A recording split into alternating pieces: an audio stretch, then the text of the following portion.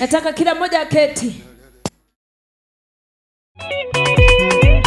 Ikigitumite Israeli Arekurubo ndeto ciakwa Ithenya riako igwa riakwa ria Na mihango magongona-inĩ ma njino Ndiaririo na Isaia Ngĩmwĩra andũ akwa makĩnjigua Mahoena matige maũndũ Mao methau niĩ na ndĩmaigue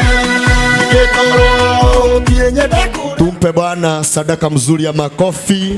Yes. Tumpe Bwana sadaka mzuri ya makofi. Wapi shangwe na kelele kwa Jehova Mungu. Asante sana. God is good all the time. And all the time. God is good and that is nature. Wow. Kanitha mwathani arogoco. Bwana asifiwe. Ithiria mundu ucio ngimwira ni wageithio ni ngombo ya Ngai. Mugeithie wega mwire ni wageithio ni ngombo ya Ngai. Msalimuni na mtumishi. Ucoke muinyenyo mwire Ngai ndarikitie nawe. Mungu atamaliza na wewe. Oh, hallelujah. Amen.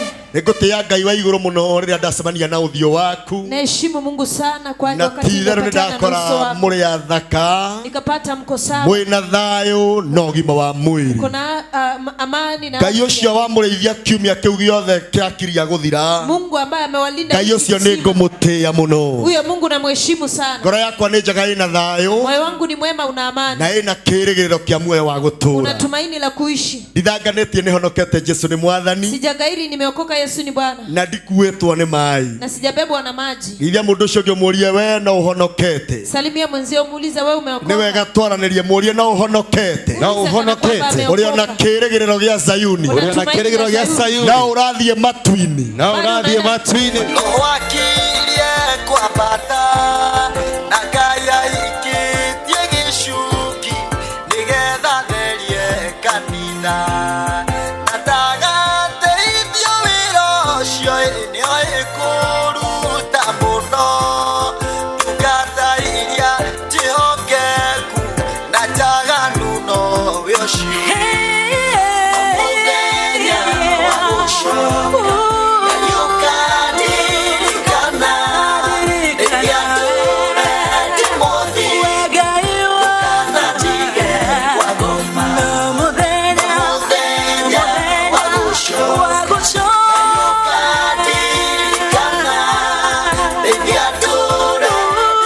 Asante. Mwathani thiini wa ritu itheru ria Jesu nigugutia ngukumie na ngwambararie. Amen.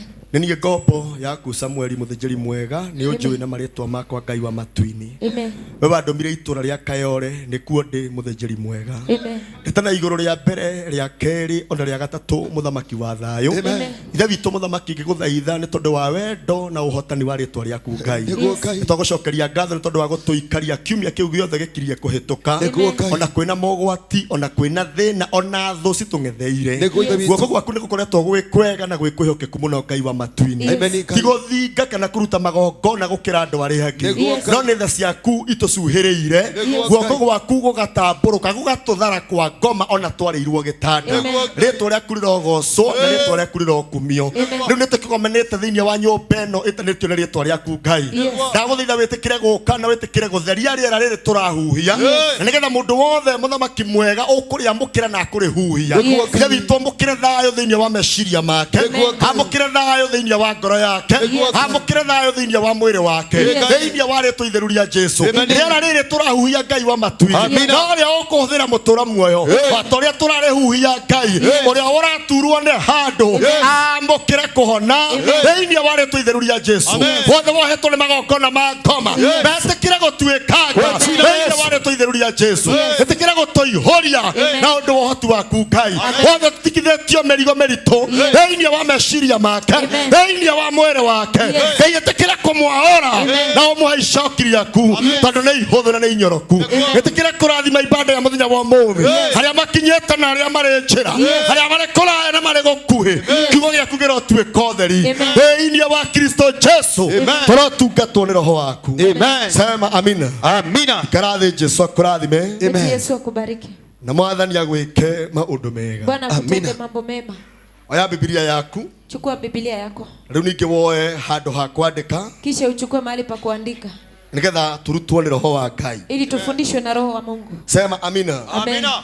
Hallelujah. Amen. Nigetha turutwo nĩ roho wa Ngai. Ili tufundishwe na roho wa Mungu. Mwathani atuteithie muno. Bwana atusaidie sana. Na kĩongo gitũ kirauga laana ya damu. Laana ya damu. Na usisahau ya kwamba sijaelezea ni damu gani. Hivyo basi uwe makini sana na nigetha woigue ni atia roho wa Ngai ekurutana. Tukwambĩrĩra na ibuku thĩinĩ wa Athamaki wa kerĩ 2:19. Athamaki wa kerĩ 2:19. Na maandĩko maya nĩ njũĩ ti mageni kũrĩ we. Haya mahubiri si mageni. No nĩ ũkũmaigua na ũguũrio ũtarĩ wa maigua rĩngĩ. Utayasikia na ufunuo au hujasikia tena. Rĩu ũndũ ũrĩa mwega ũngĩka nĩ gũtegera ciugo ici matũ. Ni kutegea neno ili masikio. Tukahane mũndũ ũrehirie andũ arĩa angĩ thĩinĩ wa nyũmba ya Ngai. Usiwe kama mtu aliyeleta wengine katika nyumba ya Mungu. Nikio tutanatigwo mĩrĩngĩti-inĩ. Amen. Nikio tutanathie ikeno-inĩ. Hatujaenda katika furaha. Tukire thĩinĩ wa nyũmba ĩno ĩtanĩtio na rĩtwa rĩa Ngai. Tumekuja katika nyumba inaitanishwa na Ũguo ciugo iria Ngai araria nĩ cia gũtũguna mũno. Yale maneno Mungu anayonena ni ya kutufaidi. Na nĩ cia gũteithia rũciũ rwitũ. Ni ya kusaidia kesho yetu. Tutikahane andũ a Ngai. Tusiwe watu kama watu wa Mungu. Arĩa makĩrĩrĩirie kũũra na ũndũ wa kwaga ũmenyo. Wale wanazidi kupotea kwa ajili ya kutojua. Bwana Yesu asifiwe. Amen. Nigetha matawa maitũ kana kĩmũrĩ gitũ gĩtikanahorere werũ-inĩ. Ndiposa mataa yetu yasije yakazimia katika jangwani. Na ũcio nĩ ũgwati mũnene mũno. Na hiyo ni hatari kubwa sana. Ũguo menyerera tawa waku mũno. Kwa hivyo tunza taa yako sana. Na ciugo ici ũgeria mũno harĩa cigũikara ngoro-inĩ yaku itikanae gũtharũka. Na ili neno lisije likafutika katika moyo wako. Na nĩ igũgũteithia mũno. Na itakusaidia sana. Koguo harĩria handũ ha kwandĩka. Andaa mahali pa kuandika. Na Yesu agwĩke wega. Wafalme wa pili 2:19 inasema watu wa mji wakamwambia Elisha, tazama Bwana wetu, mahali mji huu ulipojengwa ni pazuri kama bwana wangu aonavyo, lakini maji yake ni mabaya na nchi haizai. Mstari ni wa 20. Akasema, nileteni bakuli mpya mweke chumvi ndani yake. Kwa hiyo wakamletea. 21. Kisha kaenda kwenye chemichemi na kuitupa ile chumvi ndani yake, akisema, hili ndilo asemalo Bwana, nimeyaponya maji haya, kamwe hayatasababisha mauti tena wala kutozaa. Mstari wa 22. Nayo yale maji yakaponywa mpaka leo, sawa sawa na neno la Elisha aliyokuwa amesema. Fikisha hapo, funga Biblia yako sasa. Bwana Yesu asifiwe. Amen. Dada amen ijaga. Bwana Yesu asifiwe. Amen. Watu wa mji wanamuendea nabii wa Mungu. Sema amina. Amen. Na wananyenyekea na wanapiga magoti sana. Amen. Wakihitaji msaada wa nabii. Amen. Bwana Yesu asifiwe. Amina. Wakati mwingine hata tuwe wasomi. Yes. Hata tuwe matajiri. Yes. Sema amina. Amina. Tunahitaji neno la kiunabii. Amen. Bwana Yesu asifiwe. Amina. Hapa tunaona wakimwendea na kuanza kumwelezea mashida yao. Yes. Ya kwamba mahala hapa ni pazuri sana. Amen. Pazuri sana, lakini maji yake hayafai. Yes. Usababisha nchi uzaa mapoza. Amen. Tukipanda kitu hakikui. Basi kila mtu anitazame. Yes. Maji yaliharibika lini? Maeneo yaliharibika lini? Mji uliharibika lini? Na uliharibika kwa nini? Kwa nini nchi iendelee kuzaa mapoza? Oh Jesus. Ni kitu kigani kilifanyika?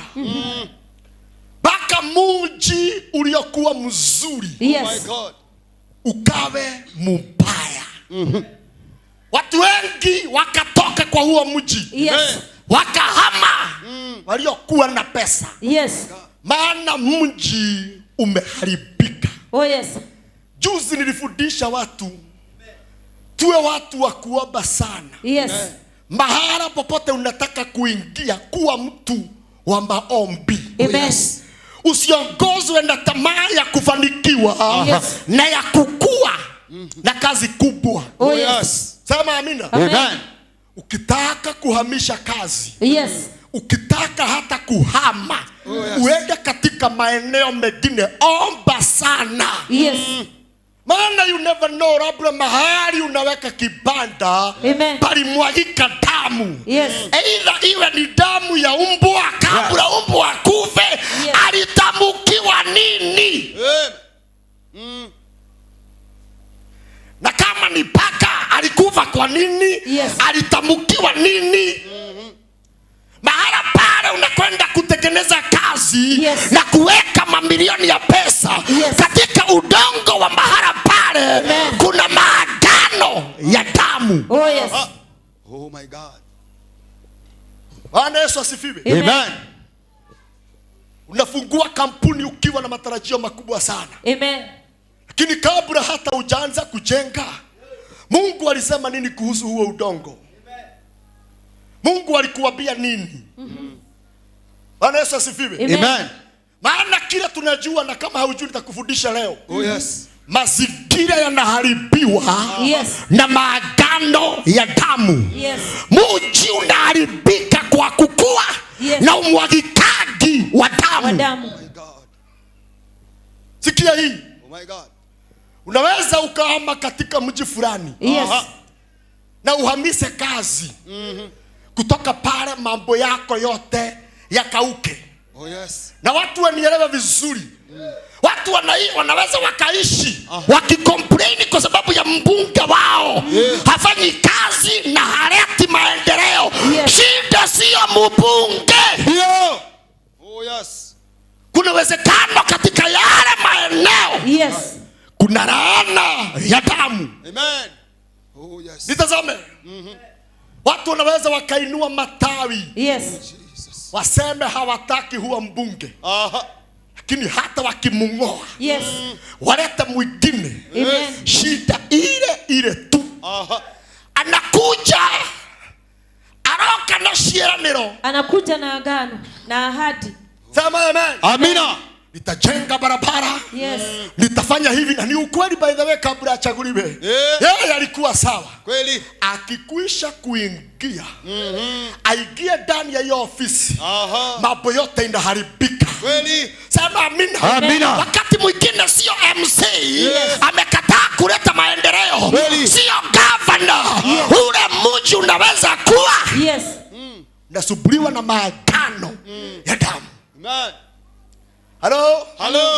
Hapa ndio unaona, na niliwafundisha kuna mahali unaweza ukahamba hata kwa nyumba. Uanze kusubiriwa na magonjwa. Haujui inatoka wapi. Wakati mwingine huwa nashukuru sana kwa wale watu kabla hajachukua hatua ya kuhama. Utaka kusikia Mungu atasema nini. Na kuna mtu anamwambia toka Soweto kabisa. Kabisa. Hakuna anga ya mafanikio yako. Oh my God. Maana tamadiko inasema hata wafalme kabla hawajakwenda kupigana vita, walitaka wajue, je, Mungu atakuwa pamoja nasi? Oh my God. Kuna mahali unaweza ukaenda ufilisike. Kuna mahali unaweza ukahamia. Dawa yako iwe na shida.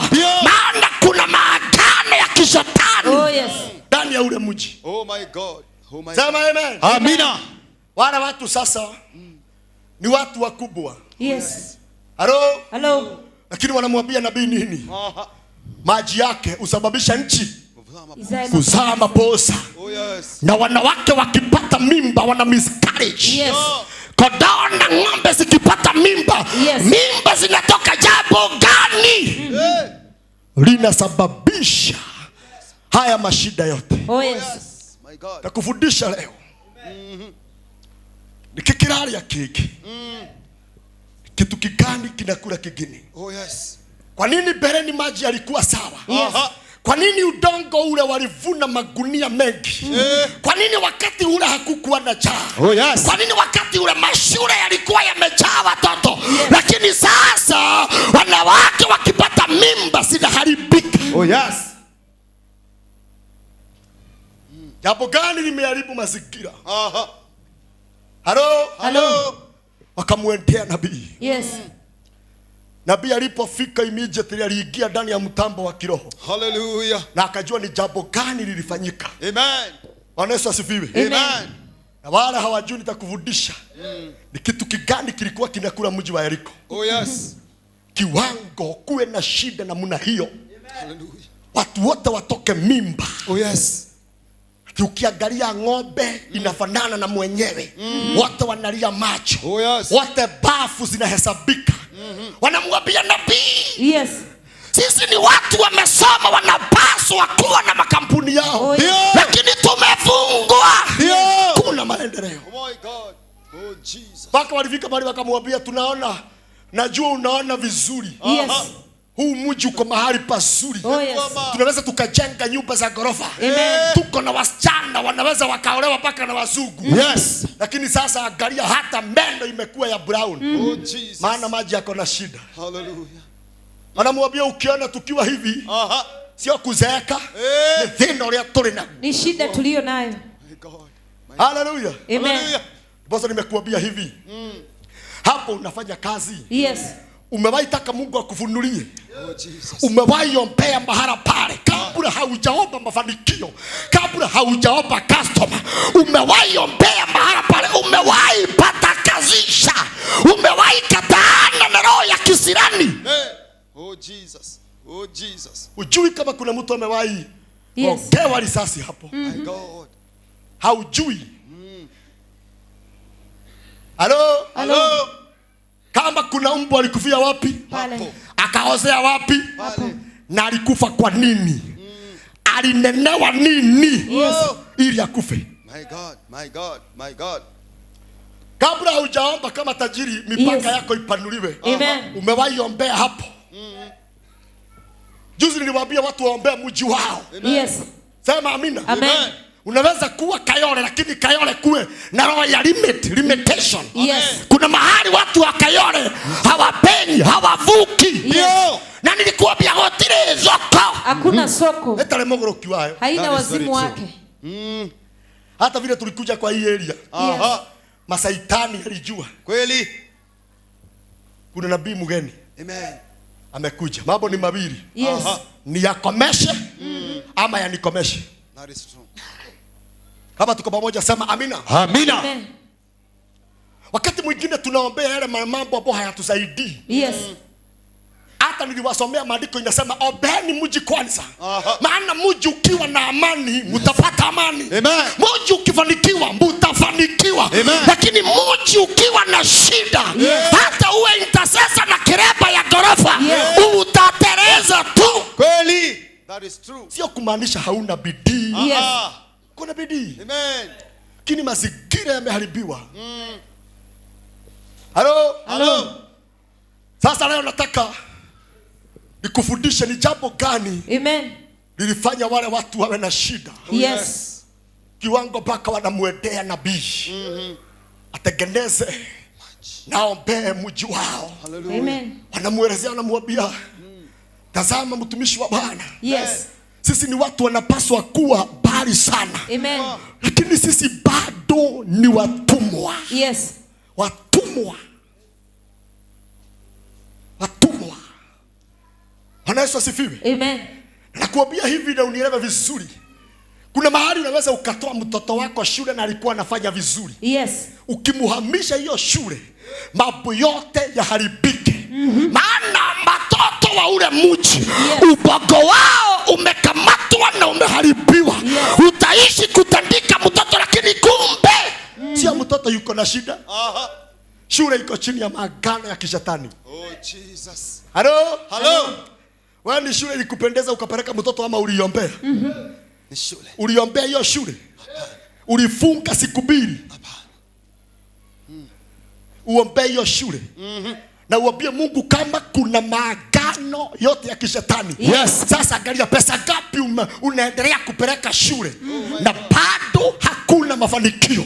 Wale watoto wanasoma, wazazi wanakonda, mwishowe unasikia amekamatwa na bangi. Oh Jesus. Amekamatwa na subiriwa na roho ya lesbian. Oh Jesus. Hello. Maana kazi yako ni kuombea watoto. Uliwapeleka kwa mchungaji, karibu muombea awekelee mikono. Karibu miguu. Ili afanikiwe. Yes. Kuliko watoto wengine wote. Oh Jesus. Sema amina. Amen. Lakini hakuna mtu amewahi kuja niambia kwamba tuombee shule ambapo mtoto wangu anasomea. Oh my God. Hata maandiko inasema hivi. Yes. Ombeeni viongozi wenu. Amen. Wasiharibike kichwa. That is true. Sikia hii. Ombeeni viongozi, maana wakiharibika. Sasa sikia. Nchi ikiwa nzuri, yes, faida ni ya nani? Ni kwetu.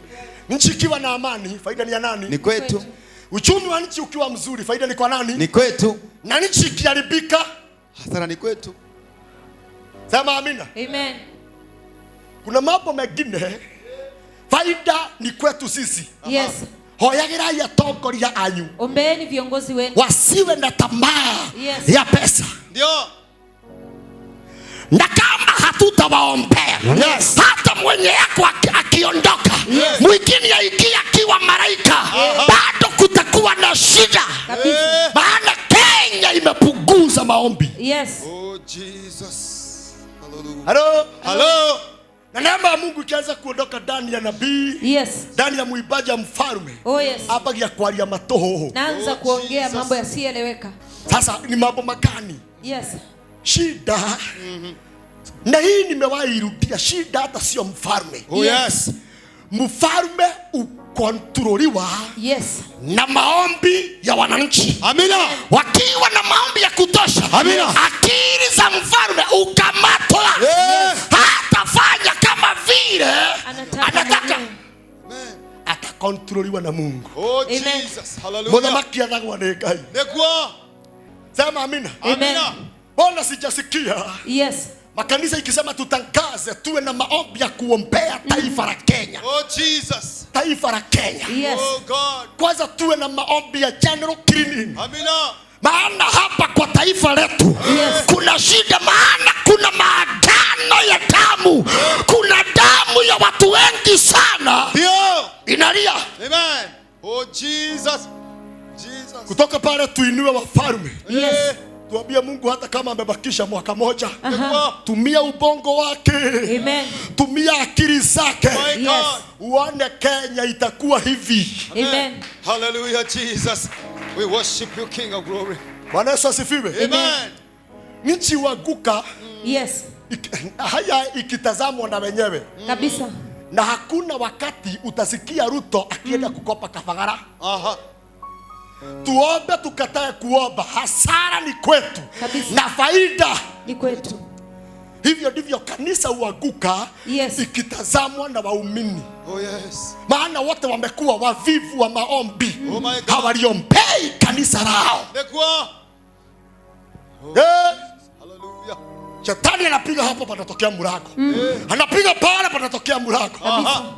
Sema amina. Amina. Kazi ya kuhani ni kulinda madhabahu. Yes. Moto wa madhabahu usifanye nini? Usizime. Na moto wa huku, Oh Jesus. napaswa kulindwa na wewe. Yes. Kama uwezi ukatetea kanisa lenyu, Yes.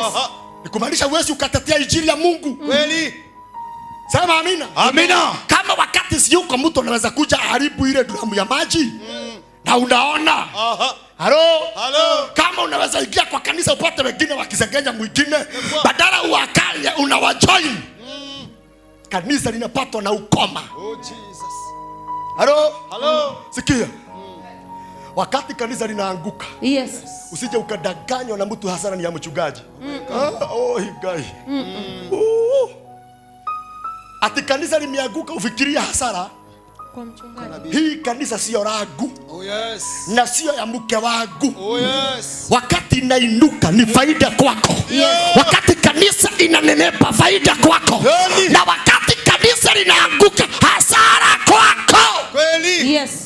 Oh Jesus. Moti kana nywe Maria njĩra-inĩ kana mũnyue Hema kwara ini masiamoi leno wa Juda monito wa Daudi ile darokaga mahema kwara ora ũrĩa mwaiguire na matũ amakiono tiwa Jehova atiagunekira mekire ũrĩa bodwerire ora ũrĩa maiguire na matũ amakiono tiwa Jehova atiagunekira nakira ora bodwerire kuna mahali hujaelewa ora ũrĩa maiguire na matũ na makĩona tiwa Jehova oi atiagunekira mekire ora bodwerire matiagunekire Hawakufaidika. kama waliona uwezo Yes. wa Jehova Mungu. Jesus. Wakati kanisa linapata utukufu, utukufu hauendi kwa nyumba ya mchungaji, Oh Jesus. unaenda kwenyu. Yes.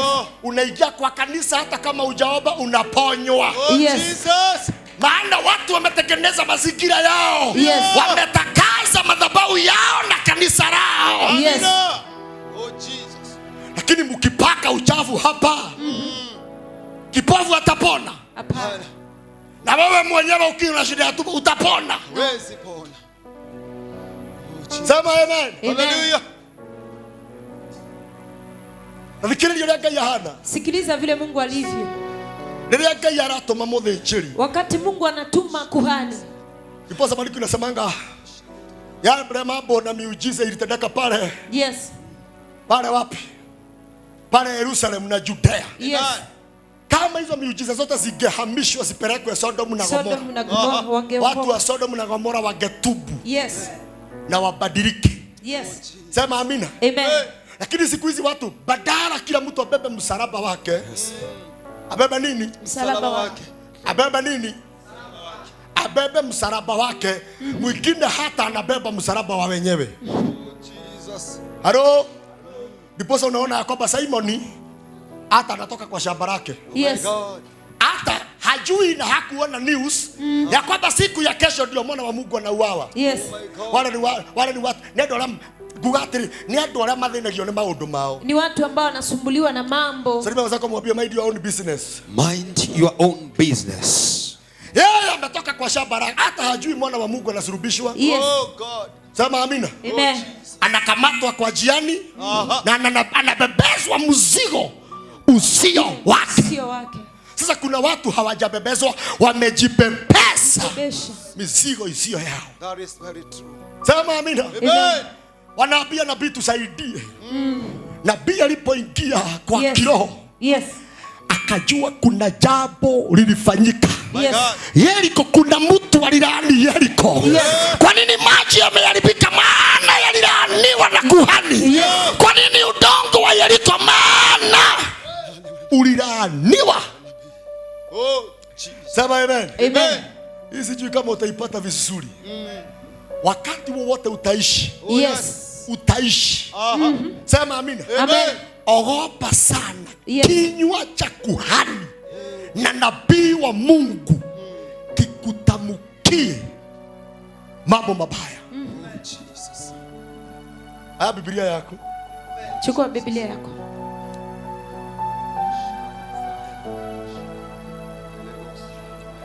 Yoshua 6:26. Yoshua 6:26.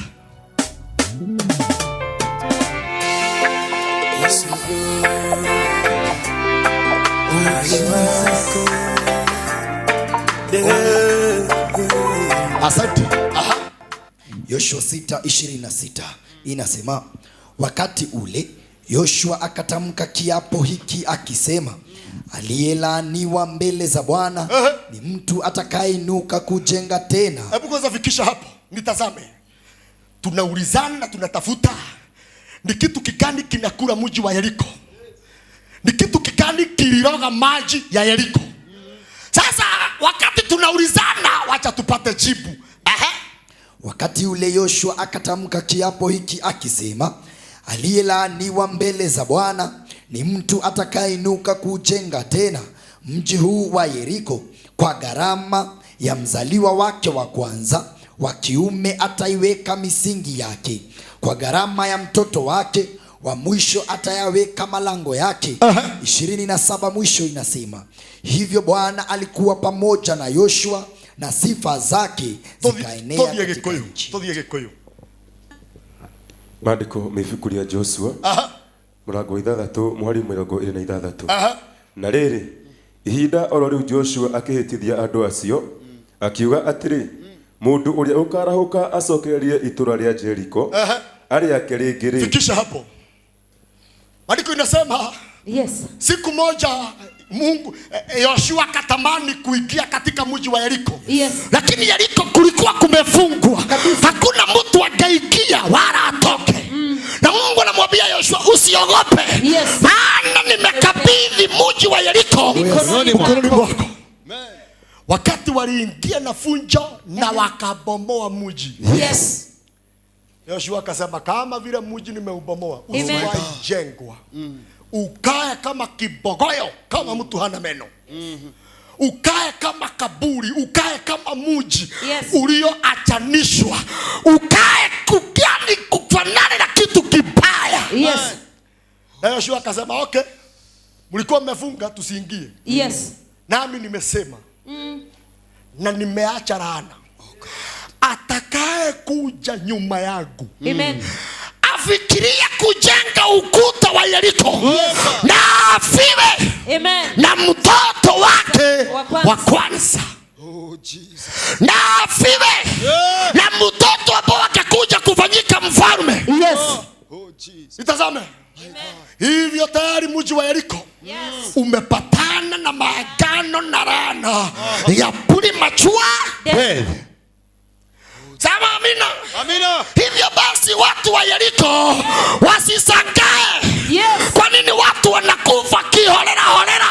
Kwa nini kumejaa kifo cha mapema? Nitazama wewe. Najua kwa tu kabila ya Kikuyu, kabla tuoane, mtu alikuwa anaenda kwa wazazi wake. Na muambia nimeona msichana. Anaulizwa ni Mosera kana ni Mojiro. Todo ithuĩ tũtihikanagia na Ajiro. Atuani na ukoo wa Wanjiru. Lakini siku hizi hakuna hiyo. Oh my God. Sema amina. Amen. Sasa kabla haujaoa, ulichunguza kama kwa ile familia unaoa, kama mwishowe wanakuwaga na shida ya kichwa. Yani baada ya miaka fulani watoto ukua wenda wazimu, watoto wanavuta bangi, watu wanajinyonga, wanakunywa dawa. Ulichunguza. Oh Jesus. Oh Jesus. Oh Jesus. Hapo ndio unaolewa ukiwa mokorino.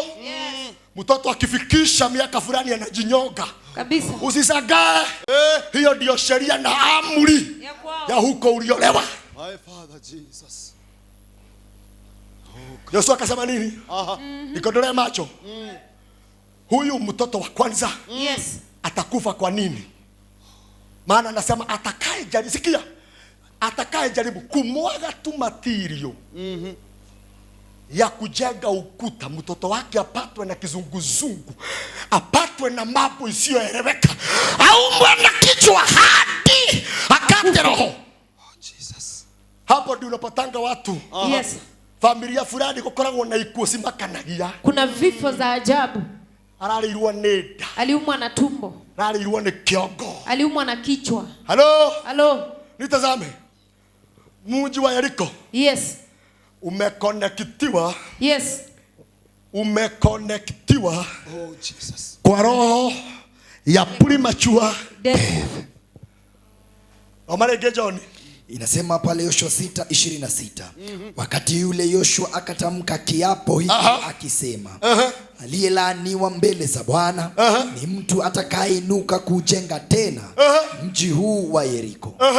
Inasema ikiendelea, kwa gharama ya mzaliwa wake wa kwanza wa kiume ataiweka misingi yake. Hapo kwanza fikisha hapo. Sasa shida ni wale watu tayari wameenda kukomboa maploti na kujenga kwa mji wa Yeriko. Watu wametoka Israel, wengine wametoka kwa nchi nzuri. Walipoingia kwa mji wa Yeriko, watu wakaanza kutokwa na mimba, watu wakaanza kuvirisika. Shida sio kitu kingine, mazingira yameharibika. Na usije ukasahau. Amen. Maandiko hayaelezei yule mtoto wa kwanza atakufa na njia gani. Hivyo kama alianguka akamwaga damu, mji wa Yeriko uko chini wa madhabahu ya kumwaga damu. Mahali popote pakimwagika damu, mazingira yanaharibika. Mahali popote pakimwagika nini? Damu. Ikodole macho. Kuna mtu alitoka kwao vizuri, akaenda akanunua ploti Yeriko, na hajui Yeriko iko chini ya laana fulani.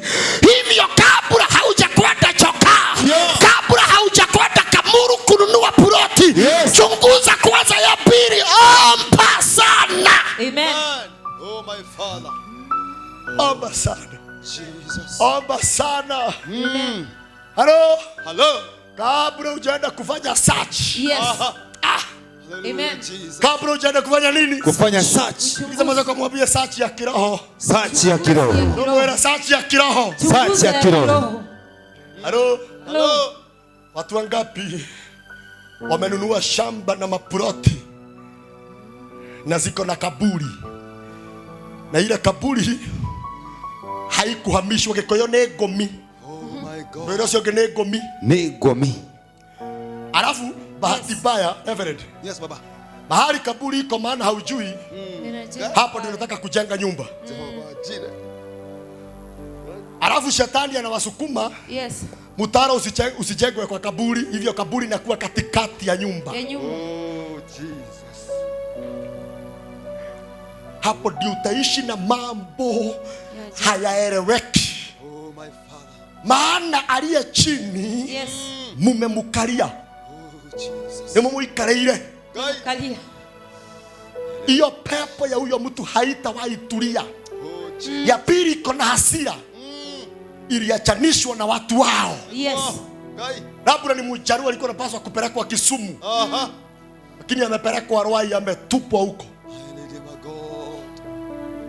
Hallelujah. Hallelujah. Yoshua ni yeye amesema. Amen. Huo mji usiwahi jengwa. Ukae ukiwa umeharibika. Na atakaye jaribu. Atakaye jaribu. Kwa sababu ya watu kukosa kuchunguza. Mtu anaolewa. Sema amen. Anafanya nini? Anaolewa. Lakini hajui huku ameolewa. Huyu amemuoa. Walikuwa wamesubuana na baba yake na akamwambia usiwahi nizaa. Sasa mwenye ameolewa kuna kitu anajua? Hapana. Akipata mimba kama ni ya mtoto wa kijana, mtoto anakufa kabisa. Sasa huyo ni innocent, hajui. Like Avanesha right be. Okay. Habari yako mami? Simama. Oh Jesus. Uombe sana. Sana. Amina. Maana kuna vita kubwa sana. Inakukimbiza.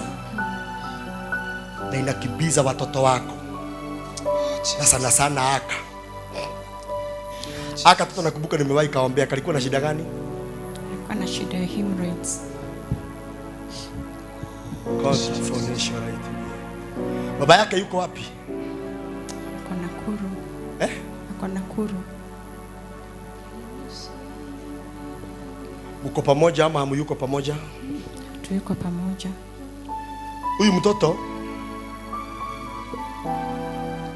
Mungu amuonee huruma. Oh, yes. Lakini katika magonjwa anayopitia Mungu ananiambia imetoka kwa baba yao. Imetoka kwa baba yao. Na baba yao ni mtu kisirani sana. Na kabla sijakuambia kama unaendelea kukaa huko ama unarudi huko ama unatoka, fanya maombi sana sana, ujaribu kukomboa huyu mtoto na umutoe kwa mizingi ya hiyo familia. Oh, Jesus. Oh, God. Jesus. Naona mvutano ya baba wa huyu mtoto wakifurugana na baba yake aliyemzaa. Alafu naona kaburi. Naona kaburi. Babu ya huyu ukawa wewe ko. Alikufa. Baba ya huyu walifanyana nini na baba yao? Walikuwa wanafurugana tu, anapigana na baba yake. Anapigana na baba yake. Sasa hiyo misemo ndio inakula huyu mtoto. Oh, Jesus. Hivyo tuombe sana huyu mtoto atolewe kwa hiyo mizingi.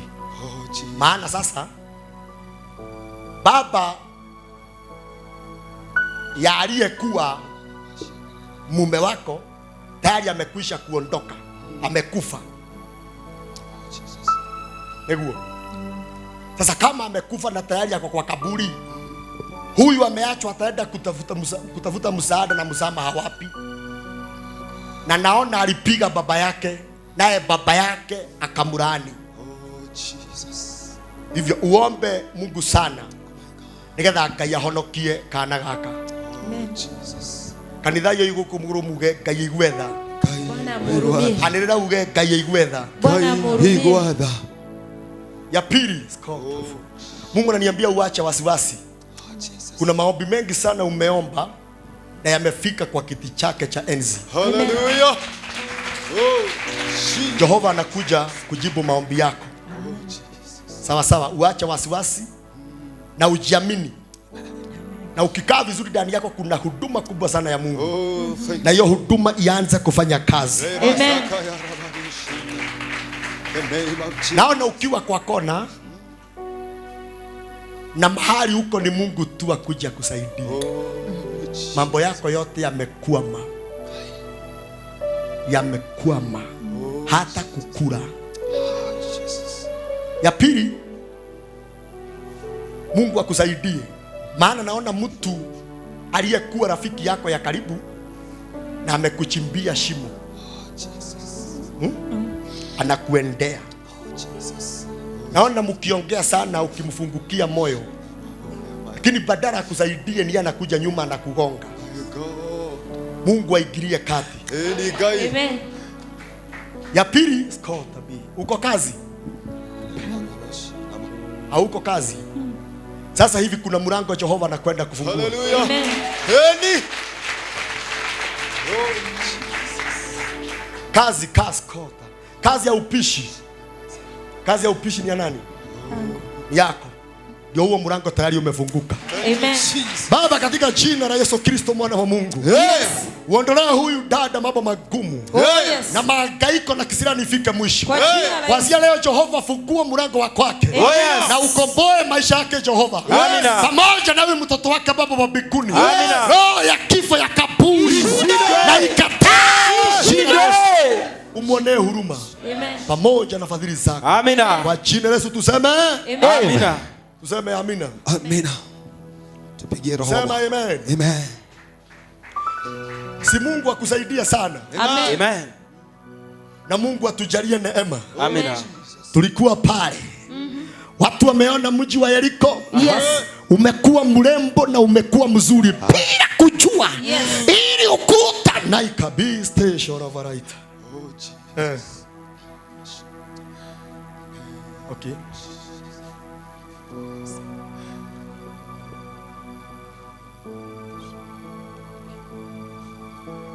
Unyihie uhoro wa thimu. Urajigwa kana nyanirire. Ngai ni aragukania uhoro wa thimu. Narauga nera kunywa na pati ciaku nyinge muno handu wa uikare mahoya-ini ni uratahwo muno ni thimu muhunjia. Ngai agukania mbere ya andu aya. Unyihie mahuthiro maingi muno ya thimu. No nyihie miario maingi na thimu itaraguteithia na itaragukuria kiroho. Nera kunywa ni urahinja kiroho.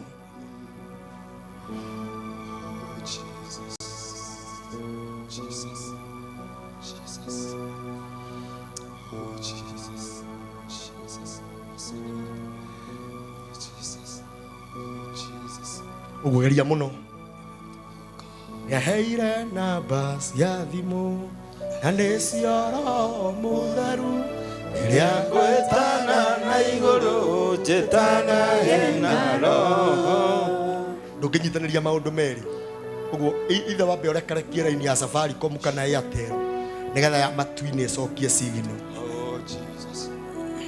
Akatia mora ni yake.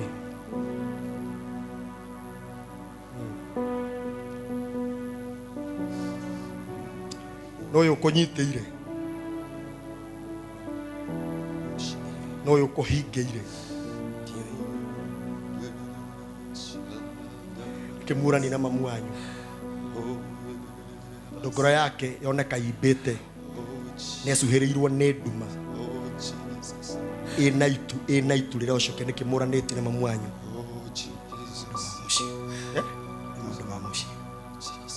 egoko tathi umurie niki umuri mami niki ngwikite tathi haria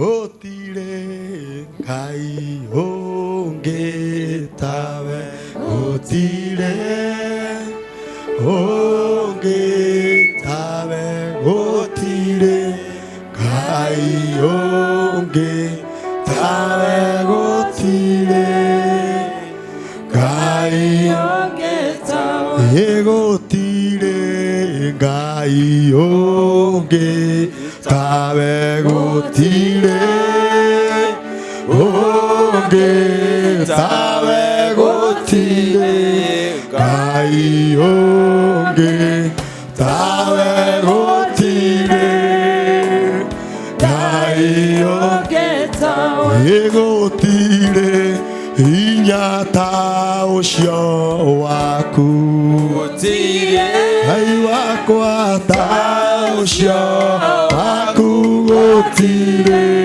inya ta ucio waku gotire inya ta ucio waku gotire wendo ta ucio waku gotire hallelujah ta ucio waku ucio waku gotire wendo ta ucio waku gotire inya ta ucio waku gotire hallelujah ta ucio waku gotire inya ta ucio waku gotire hallelujah. Asante. Niwamuria pastor? Ni akwira? Niwamenya mehia maku? Oguo wauma haha uthie winyihie muno hari maitu guo. Waigua? Niguo. Thio turie maru umuhoe mohera. Ungetungata ona atia haha ngoro ya mamu wanyu itari theru no wira wa tuhu ucio niwe wa guciarire tondu maundu ma mucii tutikumaria muno haha no ungiona Ngai akiaria murio menyerera hau muno umenya we pastor guku no akinya mucie we kihikia maitu watumwo wathike no tengere muno na ngwire o thimu no wonengi kiratu no gure kingi thuti no uthie nduka gure ngi no maituguo ndukona ngi ucio ndukona na tondu wi maturi ni njui ni waigua turire Jesu ruhiru wega. Sema amina. Amina. Ni watu wangapi sasa hivi maisha yao imeharibika? Yes. Na maisha yao imekwama. Yes. Maana walihambia ndani ya mji. Yes. Uliokamatwa na mizingi Yes. ya laana. Bwana Yesu asifiwe. Amina. Na hapa tumeona Yoshua akisema basi na atakaye jaribu kujenga ukuta wa wapi? Wa Yeriko. Wa Yeriko. Yes. Na afiwe na mtoto wake wa kwanza. Sema amina. Amina. Hivyo basi nikondolee macho. Yes. Katika mji wa Yeriko kuna shida. Oh, yes. Kuna roho inakula watoto wa kwanza. Yeah. Kuna laana inakula wazaliwa wa kwanza. Oh Jesus. Wa kwanza. Hivyo kabla haujahamia mahali, yes, omba sana. Amen. Maana ule mji ukiwa umekamatwa, hata wewe utakamatwa. Ule mji ukiwa umeachiliwa, hata wewe utaachiliwa. Kweli. Oh Jesus. Ero shoke thina tiwe. Thina tiwe. Nomwere thina tiwe. Thina tiwe. Thina ni kuria uri thiini waku. Thina ni kuria uri thiini waku. Uthie Gikuyu.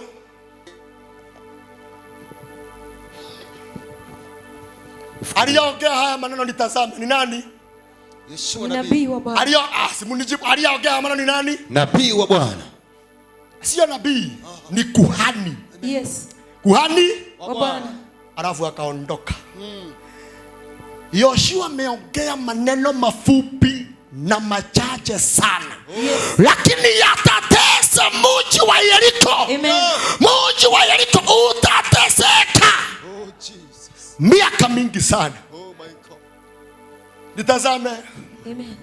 Kuna watu wanapuuzanga maneno ya kuhani. Yes. Na anasema ile kondo wa gedwara. Oh Jesus. Maneno na laana ikitoka ndani ya kinywa cha kuhani kama ugonjwa wa ukimwi ama kansa. Usiwahi kubana, usiwahi. Yes. Taka mfike mahali. Amen. Kuhani amenena neno. Oh my God. Ama amemwaga chozi kwa sababu yako. Hebu tuone. Yoshua ameenda. Yes. Na watu wao wameenda. Mji wa Yeriko umekaa hivyo.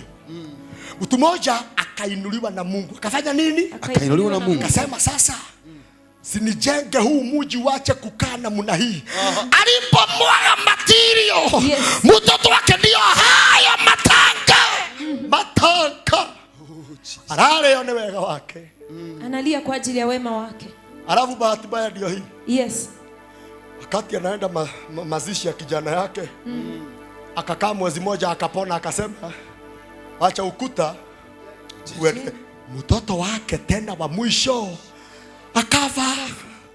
Hivyo mji wa Yeriko unasumbuliwa na maagano ya damu. Yes. Maagano ya premature death. Oh yes. Si anagokuwa Watoto kufa.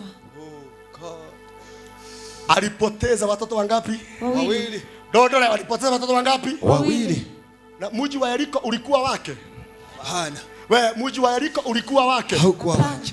Hivyo ndivyo kuna mji unaweza ukahamia ufilisike ubaki masikini. Yes. Kuna nyumba unaweza ukahamia nyota yako maono breakthrough ipotee. Oh God. Lakini shida hamtaki kujua kama ni mchawi alikuwa huko. Au unaingia tu. Oh Jesus. Oh Jesus. Hata ujaomba. Bahati mbaya mahali aliweka kitanda ndio unarudisha yako.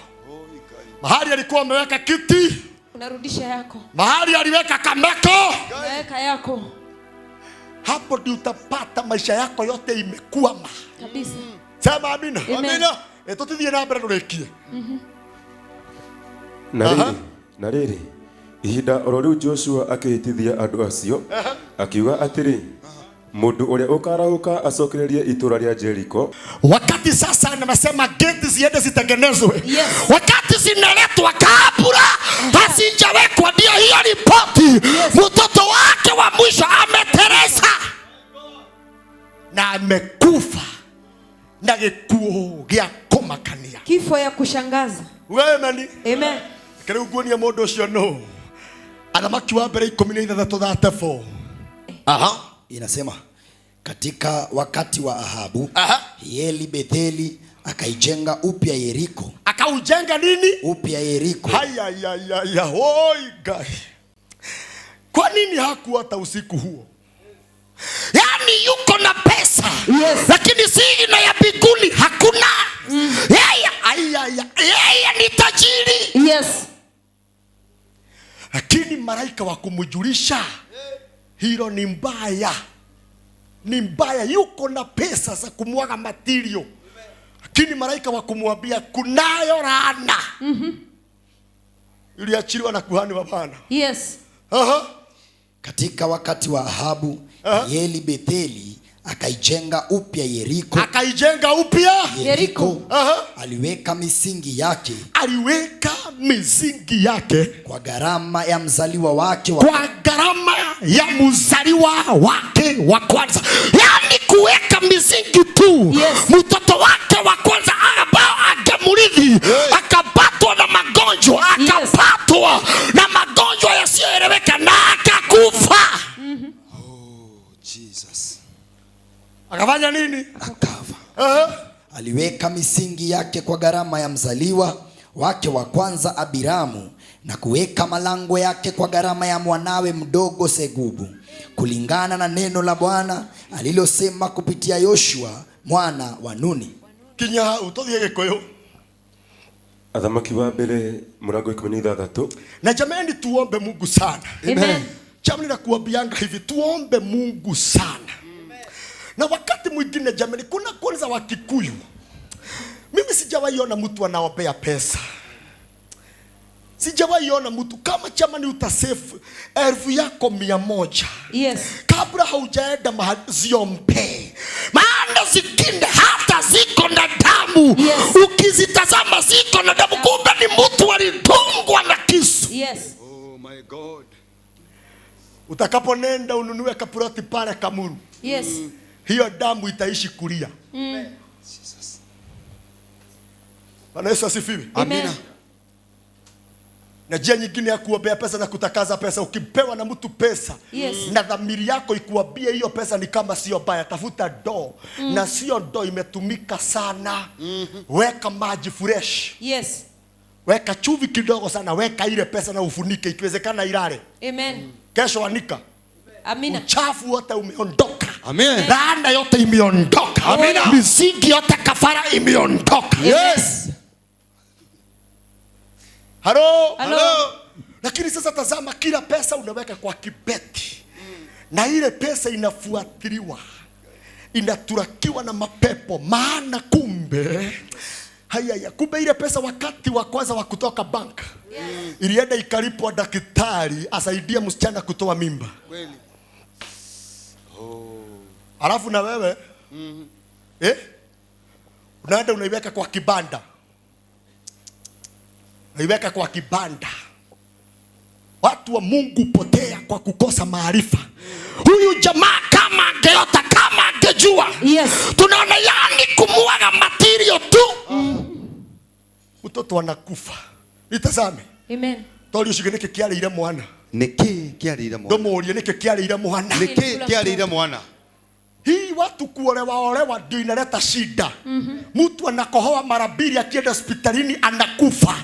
Maana kuli aliolewa kuna misingi ya laana ya damu. Jesus. Na wewe ukoraga na ile yake ya stage. Wewe unaenda na ile imefika stage. Bwana Yesu asifiwe. Amen. Si Mungu na akusaidie. Amina. Na kabla hujafanya jambo lolote, Yes. igiza Mungu sana. Amen.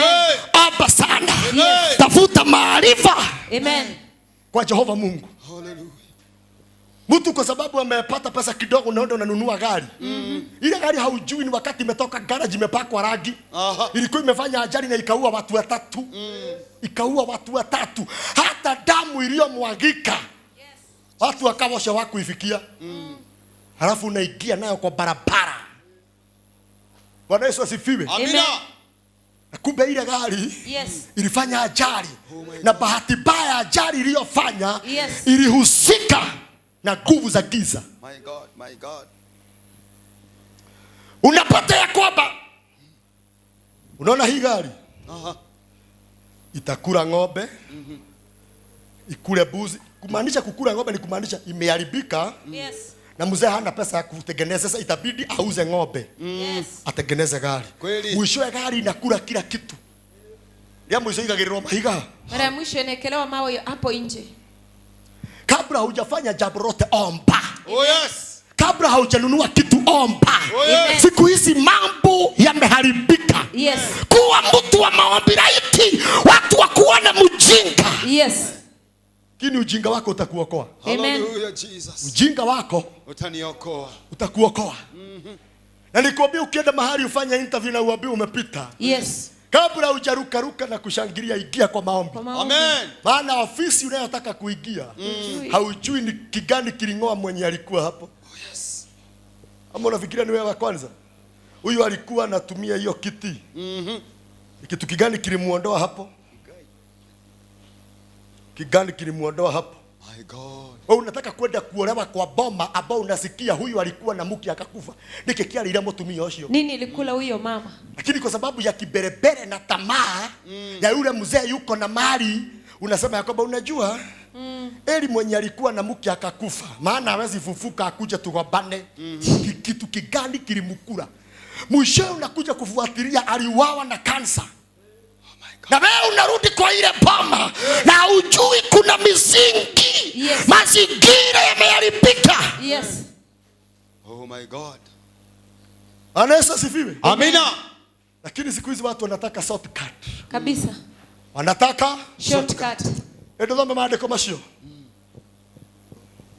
Ifuku ni athamaki wa mbere murango 16 muhari wa 34.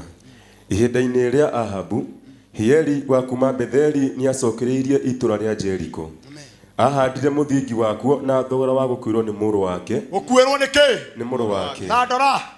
Ero cokeruo rutigwanagirwo we. Hakuna mbaya na isi uchungu wa mwingine. Rutigwanagirwo. Imagine amelea mtoto mpaka amempeleka Makelele University. Ara mwisho analetewa breaking news ya amegongwa na ng'ombe. Mtoto amekufa. Oh my God. It is painful. Ni ng'ombe ya mugutha. Kumbe kuna maneno iko juu ya anga. Na ilinenwa na kuhani wa Mungu. Oh my God. Na kwa sababu huyu anaenda kuolewa, alichunguza kama mwenye anamuoa amebarikiwa ama amelaaniwa. Oh Jesus. Oh Jesus. Kama sasa hapa Mungu anaongea katoto kadogo kanafuatwa na kisirani ya baba yake. Baka kanagojeka zinaitwa nini? Siato watia?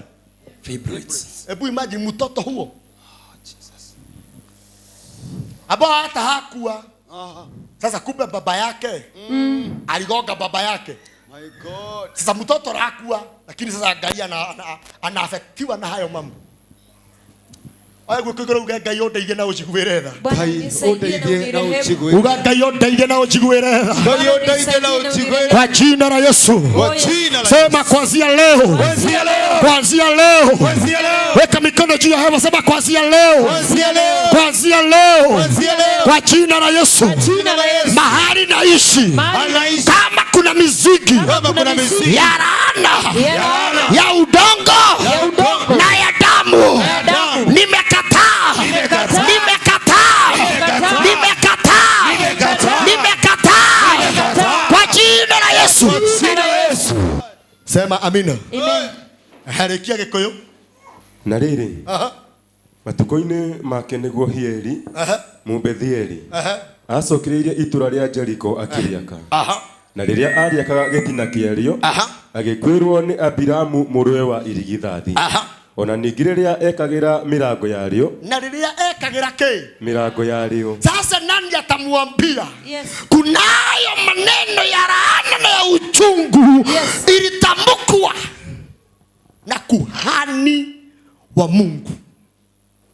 Abia mwenzako usiwahi cheza. Usiwahi cheza. Dumwele na ukumbuke nimekuambia maneno ya kuhani na ya nabii anapoiongea hayana nguvu wakati huo. Oh God. Hayana nguvu wakati huo. Ndiposa unaweza ona mtu anaweza akatukana mchungaji na bado ananona. No suma yake eliko. Kini chuma chake kimo motoni. Kile kuhani atakiongea. Yes. Kwa nguvu na authority. Baada ya muda. Ule mji ukakaa umeharibika. Mtu mmoja anajitokeza tu. Sikia, anajitokeza tu. Anasema ya kwamba atajenga mji. Na basi na mwenye alilaaniwa. Na akaambiwa baka na mama yake hautawahi olewa. Alafu kwa sababu amekuwa manyaga. Yes. Halo? Amekuwa Manyanga. Kijana anamuona. Kijana kama chokona. Jona wakati atajiingiza kwa hayo mahusiano. Ya huyo msela hata kabla hawajaoana laini zake zinaanza kukatika. Imiti tunapata kwamba uugu wake umeondoka. Amefutwa kazi. Sema amina.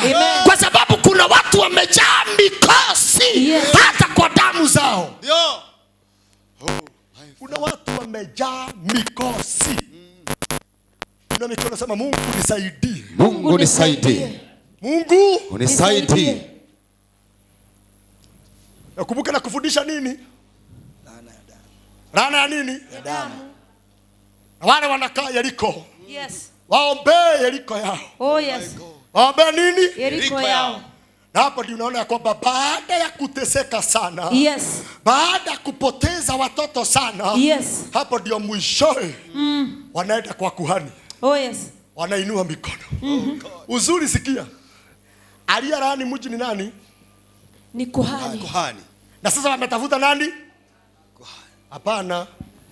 Nabii. Inye dago mamithia ndo maranyita. Aliyelaani mji ni kuhani.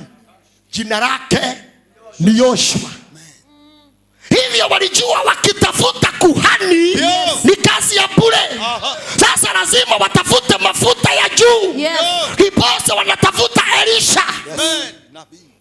Hallelujah Jesus. Na Elisha ni nabii. Amen. Alafu kitu kingine. Amen. Elisha alipofika kwa chemichemi, ni kuongea aliongea. Na akasema Jehova anasema. Maana hata mwenye alilaani Yeriko ni kusema alisema. Ina mikono sema lazima tuseme. Sema lazima tuseme. Na leo tunasema. Oh. Yes. Maana laana ya kusema inaondolewa na kusema. Yoshua alisema basi alaaniwe atakayefanya nini? Atakayejenga mji wa Yeriko. Naye nabii anasema basi kuanzia leo haya maji yamepona. Yameondolewa kuzaliwa kwa mapoeza. Yameondolewa mauti.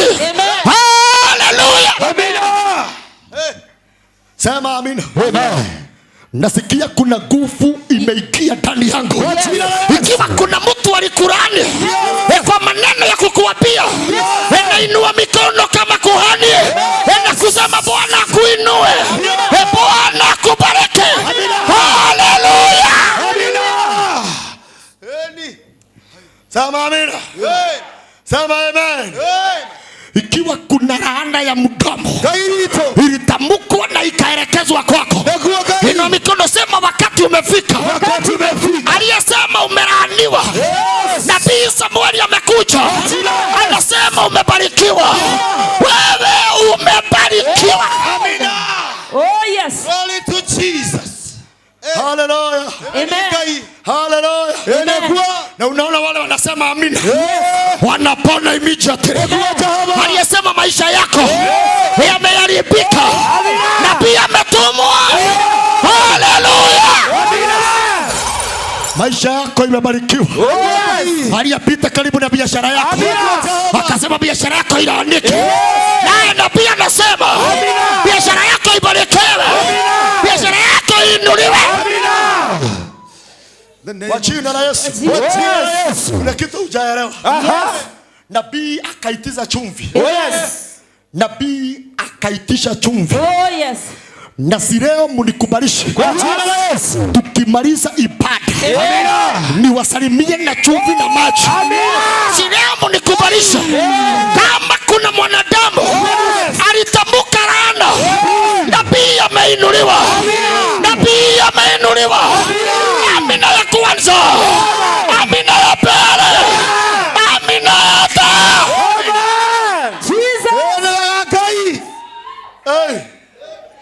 Alafu kuna kitu nataka ushike. Amina. Aliyelaani Yeriko. Alikuwa kuhani.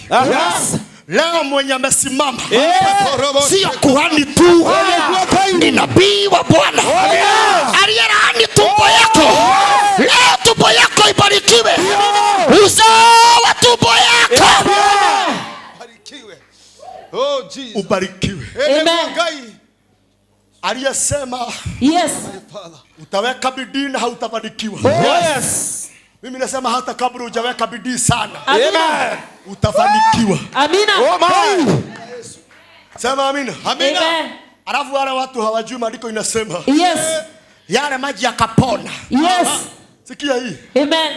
Yakapona hadi leo. Sawa sawa na neno, sio neno la Mungu, kinywa, neno la kinywa cha nabii. Amen. Leo nakutamkia mema. Leo nakutamkia mema. Amen. Aliyekutumia roho ya mikosi leo inaondoka. Roho ya mikosi inaondoka. Neema inashuka. Piga kelele. Ina mikono sema laana iondoke. Laana iondoke. Laana iondoke. Ikiwa kuna mtu alitamka laana, si leo mafuta yangu Mungu aiweke juu. Inua mikono yako. Baba, katika jina la Yesu. Jehova Baba Mungu, kama vile wameinua mikono, kuna mtu aliwalaani, kuna mtu aliwakasi, kuna mtu aliwafunga, lakini leo nimewabariki, nimewafungua. Wafanikiwe kwa jina la Yesu. Amina. The name of Jesus. Yale maji yakapona. Amina. Sawa sawa. Na neno la kinywa cha nabii. Oh God. Sawa sawa. Na neno la nabii. Sawa sawa. Na neno la nabii. Sawa sawa. Na neno la nabii. Na neno la nabii. Hallelujah. Amina. Hallelujah. Amina. Hallelujah. Laana iliyotamkwa kwako, ina mikono sema iondoke. Sema Baba Mungu, walionilaani, walionifunga, leo nifungue, baki salama. Wapi kelele ya imani? Sema amina. Amina. Ikiwa maandiko macio na riria ariakaga gitina kiario agikwirwo ni Abiramu muruwe wa irigithathi ona ningi riria ekagira mirango yario agikwirwo ni Segubu muruwe wa kihinganda ota uria uga wa Jehova watarie. kinya hau Jeremia 29:4. Kitabu ni cha Yeremia 29 kuanzia mstari wa 4. Hili ndilo Bwana mwenye nguvu zote, Mungu wa Israeli, awaambiao wale wote niliowapeleka kutoka Yerusalemu kwenda uhamishoni Babeli. Mstari ni wa 5. Anzia tena, na kuna maneno mawili hapo nataka watu waelewe. Mungu amewatoa Yerusalemu. Na amewapeleka wapi? Babiloni. Inasema mstari wa 4. Hili ndilo Bwana mwenye nguvu zote, Mungu wa Israeli, awaambialo wale wote niliowapeleka kutoka Yerusalemu kwenda uhamishoni Babeli. Mstari ni wa 5. Jengeni nyumba na mstarehe, pandeni bustani na mle mazao yake.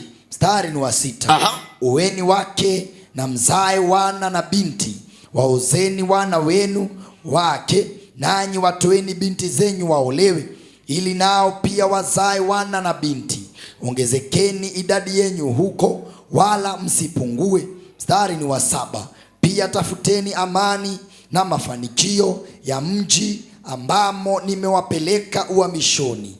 Muombeni Bwana kwa ajili ya mji huo. Muombeni Bwana kwa ajili ya mji huo. Sema amina. Amina. Amen. Na usije ukasahau, Yes. Mungu amewatoa Yerusalemu, Amen. amewapeleka Babuloni. Yes. Babuloni ni mji mgani? Yes. Ni mji uliojaa ugaidi, uliojaa majini, watu kuabudu sanamu. Hivyo ule mji tayari umejaa laana. Babuloni ni mji umejaa majini. Yes.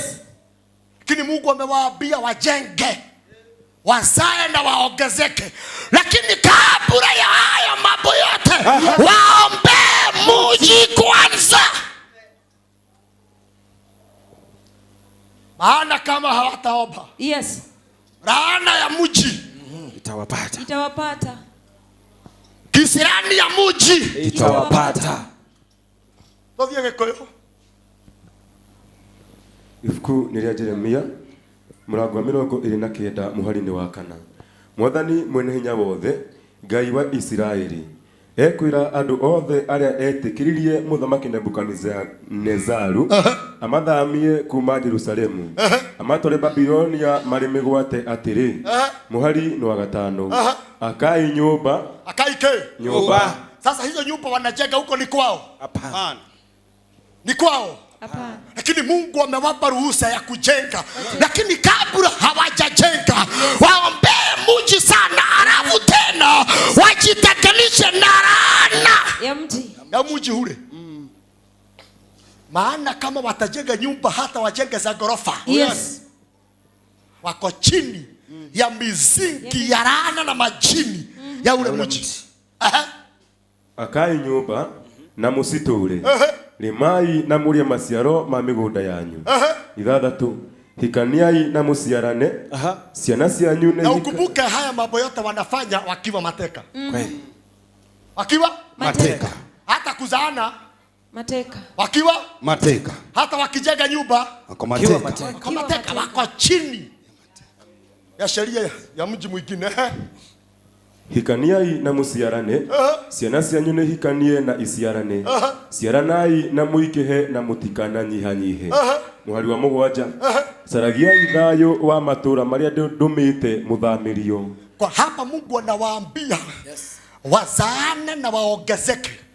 Kuna kitu Mungu alivyofika mahali na akawaambia wajihadhari sana. Yes. Maana wakijaa hapa, Yes. si watavuka pande hii ingine.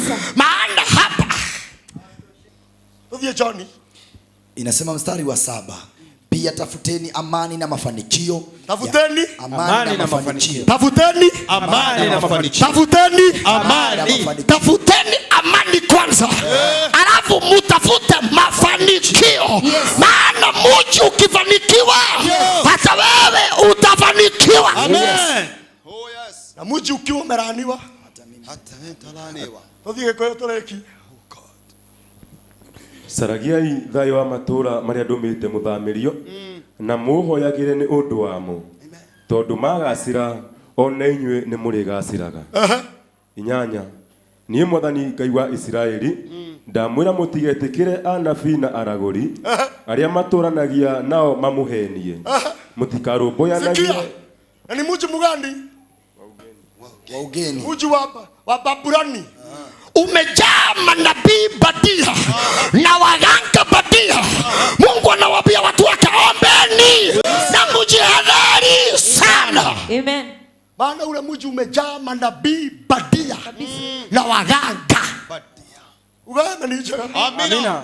Kabla hawajajenga na hawajalima. Oh yes. Salimia watu wawili, waambia ombea mji. Ombea mji. Nasema salimia watu wawili, waambia ombea mji. Ombea mji.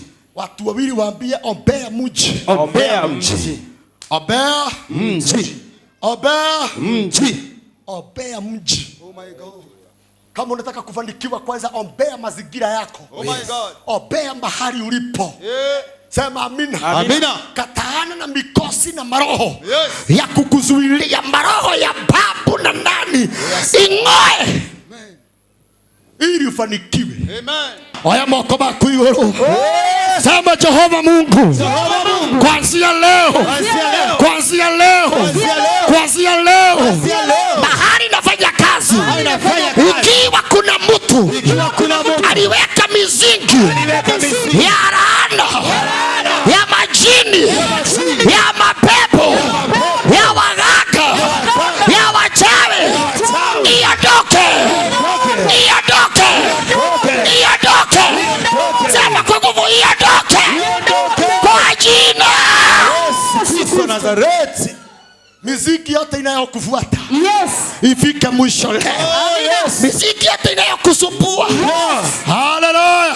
Amina. Ikarane muthuri. Amen. Ngai akohotanire. Amen. Thank you. Sema amen. Ekia maandiko macio. Nie mwathani Ngai wa Isiraeli ndamwira mutigetikire anabii na araguri aria maturanagia nao mamuheni. Aya guo kwiguru ugene ndarega kuhingishwo. Ndarega kuhingishwo. Ndarega kuhingishwo. Ndarega kuhingishwo. Reke turekie tumenye bururi wa Babiloni watari atia kuguũrĩrio 18 kwambĩrĩria 1 turekie. Ufunuo wa Yohana 18 kuanzia mstari wa kwanza inasema, baada ya haya nataka hapa uone kwa nini Mungu alikuwa anawaambia waombe. Waombe ule mji. Ni kwa nini Mungu anawaambia wafunge. Yes. Waombe mafanikio ya ule mji.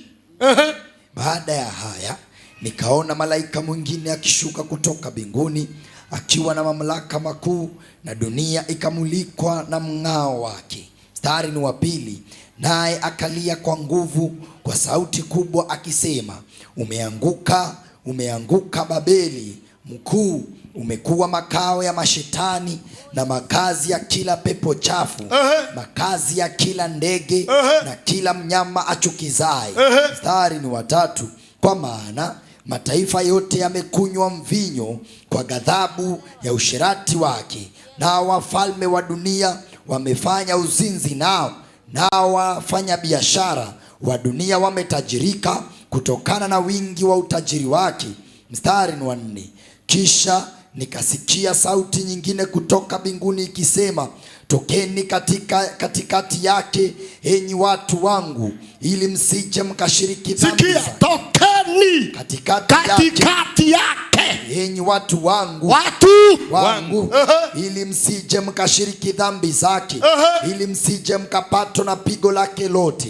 Mstari ni wa 5, kwa kuwa dhambi zake zimelundikana hadi mbinguni, naye Mungu ameukumbuka uhalifu wake. Mstari ni wa 6, mtendee kama yeye alivyotenda, umlipe mara 2 kwa ajili ya yale aliyotenda katika kikombe chake. Ibuku ria kuguũrĩrio mũrango nĩ 18 mũhari-inĩ wa mbere. Na rĩrĩ, thutha wa ũguo nĩ ndonire mũraika ũngĩ agĩikũrũka oimĩte igũrũ matu-inĩ, ena ũhoti mũnene, na yothe ĩkĩarĩrwo nĩ riri wake.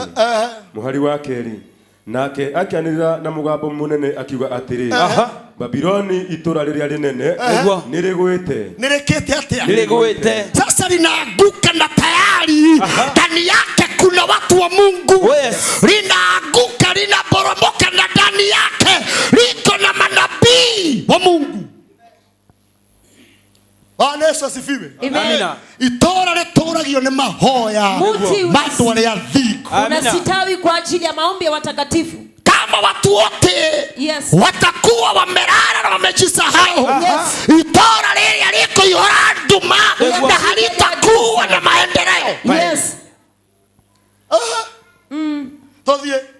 Nake akĩanĩrĩra na mũgambo mũnene akiuga atĩrĩ, Babiloni itũũra rĩrĩa rĩnene nĩrĩgwĩte rĩgatuĩka kũndũ gwa gũikaragwo nĩ ngoma, njera ya maroho mothe moru. Na usisahau, watu wa Mungu wako ndani. Na maandiko inasema limeanguka na limekuwa makao makao ya mapepo, makao ya majini. Kumbe unaweza kuwa unakaa ndani ya mji, Yes. na ni makao ya masaitani. Bwana Yesu asifiwe. Amina.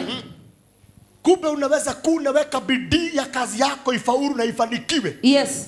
Lakini shida katika mji ambao na kijiji na town ya bao, Yes. umeweka kazi. Sema amen. Amen. Kuna makao ya masaitani. Ligwite ligatuika kundu wikoragwo ni ngoma, njera ya maroho mothe moru, Njera ya maroho mothe moru, na njera ya mithemba yothe ya nyoni njuru na itendetwo. Muhari wa gatatu, tondu ndurire ciothe nicinyuite ndibei ya marakara mau maraya wake. Athamaki hivyo ule mji umejaa ukahaba, umejaa umaraya, na tayari usisahau kuna watu wa Mungu wako ndani. Kama watapunguza maombi, watakamatwa na yale maroho. Kweli. Dole. Kama basi hawatakuwa watu wa maombi, Yes. utapata ya kwamba ni familia. Either mume ama mke atafuatwa na roho ya usinzi, Yes. na roho ya ukahaba. Shida sio huyu mume, Hapana. shida sio mke wake, Hapana. shida ni mazingira. Oh yes. Na mji. Mji uko na shida. Kweli. Ukwenda itora Kuna mji modo wa gedhamira ukihamia. kwa sababu ya kupunguza maombi. Yes. Apatwe ni mwanadada ameokoka, lakini ameanza kutamaniwa na watu hata waduthi. Kabisa. Na anajua vizuri ni mke wa mtu. Kabisa. Kile unasikia kimuuliza kwamba na nikulia tili mume wako anakuambianga vile wewe ni mrembo. Nikana mume wako anakuambianga vile wewe ni mrembo. Na ameokoka. Na kwa sababu ya kupunguza maombi, huyu jamaa anaitwa Kareithi wa boda boda. Atambeba tu mara 5 ya 6. Yes. Kitaeleweka. Ndiposa Mungu anawaambia ombeni. Yes. Maana huu mji umejaa mapepo. Amen. Huu mji umejaa ukahaba. Umejaa ugaidi. Yes. Na mambo ni mawili. Amen. Utomboe. Upata ushindi ama ushindi wa kuweka chini. Kabisa. Kama vile nilikuambia, vile tulikuja hapo, mambo ni magapi? Mawili. Aidha tukomeshe ama ya tukomeshe. Utikona maodo mage. Hakuna mambo mengine. Nikioge kwa kiuga musera na mukodo wa kodo kagatake. Sema amina. Amina. Hapo utapata mtu ameokoka vizuri. Yes. Lakini immediately kutoka wakati alihamia kamuji fulani, Yes. hata mavazi alibadilisha. Lazima avae mavazi yamembana. Tuone baka suruali imefika wapi. Oh God. Shida sio ni ule mji alienda ndani yake. Kweli. Toni kule kwenda kigongona kia umaraya. Kuna madhabahu ya Kwenda ukahaba. kigongona kia dharia. Kuna madhabahu ya Hapo ndio utapata yule mwanadada ameolewa miaka 15. Yes. Hajawahi toka nje ya ndoa. Lakini sasa kuna kimsukumo fulani. Yes. Kinamlazimisha anasikia ni ati no nyume. Naweza toka. Uthio leo guthia. Kuende venye kutaenda. Iko kiroho kinamsukuma. Oh God. Halo. Hello. Ndipo unaona ya kwamba wengine wanafanya kazi kama Koji Gekomba na mahali pengine. Kama hata kuwa mtu wa maombi, Yes. atapata hata yameweza kutafuta kamuti kama wale watu wengine. Maana anajua na anaamini watu wanafaulu Kwa kamuti. kwa sababu ya kamuti. Bwana Yesu asifiwe. Ndipo Mungu anawaambia ombeni. Msikamatwe na madhabahu ya nini? Ya mji huo. Oh my God. Halo. Hello. Tazama rege. tondu ndurire ciothe nicinyuite ndibei ya marakara ma umaraya wake. Athamaki a thĩ magatharia nake. Nao ahũri biacara a mabũrũri magatongio nĩ mũtũrĩre wake wa mĩago ya mĩthemba yothe. Bora sio ni miago ereko. Wametajirika juu ya nini? Ni kafara gani wanazifanya? Na maandiko inasema wametajirishwa na ukahaba wao. Yes. Wanauza mpaka watoto wao. Wanauza mpaka ndugu zao. Ili wapate mali na wafaulu. Alafu naona mtu ndugu yake imefaulu na umepunguza maombi. Utanaswa. Oh, Jesus.